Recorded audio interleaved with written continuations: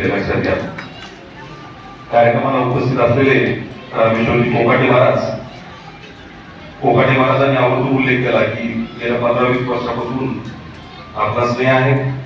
मी दिल्लीला गेलो, पहिलं मुंबईला होतो, नंतर मधल्या काळात 3 वर्ष दिल्लीला गेलो, दिल्लीहून परत मुंबईला आलो, पण मी गावचा स्नेह कधी सोडला नाही.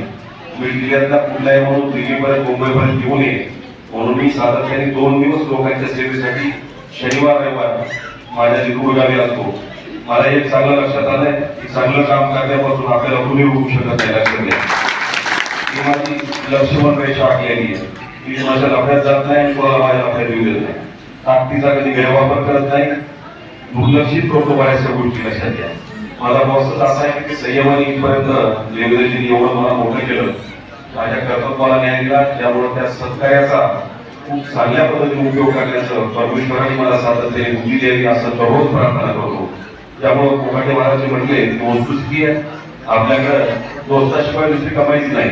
स्टेजवरच्या लोकांना आता कळायला लागलं की सगळ्या पक्षातले सगळे मोठे मोठे लोक एक असते तर आपणच काय भांडण करत बसतो. त्यामुळे मी सातत्याने 20-25 वर्षापासून सांगत होतो की मुंबईत सगळे लोक एकत्र जातात जेवताना बघतो, तुम्ही जर हिशोबात राहता. पण ते आता पडलं ज्यावेळेस सगळ्या पक्षाची लोक सत्तेमध्ये एकत्र सामील झाले. असो, त्या कार्यक्रमाला उपस्थित असलेले शिवाजी शंकर महाराज